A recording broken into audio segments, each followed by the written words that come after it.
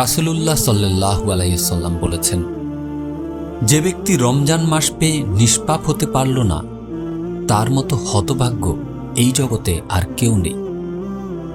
মাতৃগর্ভ থেকে মানুষ যেভাবে নিষ্পাপ অবস্থায় ভূমিষ্ঠ হয়, মাহে রমজানের ৩০ দিন যথাযথভাবে রোজা পালন করলে তেমন নিষ্কলুষ হয়ে যাওয়ার সুযোগ রয়েছে। তাই প্রত্যেক মুমিন মুসলমানের উচিত এ মাসে বেশি বেশি আমল ও দোয়া করা। রাসূলুল্লাহ সাল্লাল্লাহু আলাইহি ওয়াসাল্লাম বলেছেন, এ মাসে ৪টি কাজ অবশ্যই করণীয়। ২টি কাজ এমন যে তার দ্বারা তোমাদের প্রতিপালক সন্তুষ্ট হন, অবশিষ্ট ২টি এমন যা ছাড়া তোমাদের কোনো উপায় নেই। এই ৪টির মধ্যে একটি হলো কালেমায়ে শাহাদাত পাঠ করা, দ্বিতীয়টি হলো অধিক পরিমাণে ইস্তেগফার বা ক্ষমা প্রার্থনা করা। এই ২টি কাজ আল্লাহর দরবারে অতি পছন্দনীয়।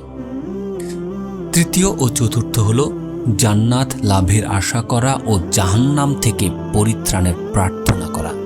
এ ২টি এমন বিষয় যা তোমাদের জন্য একান্ত প্রয়োজন। ইবনে খুজাইবা। রাসূলুল্লাহ সাল্লাল্লাহু আলাইহি ওয়াসাল্লাম বলেছেন, মাহে রমজানের প্রতি রাতেই একজন ফেরেশতা ঘোষণা করতে থাকেন, হে পুণ্য অন্বেষণকারী, অগ্রসর হও, হে পাপাচারী, থামো, চোখ খোলো।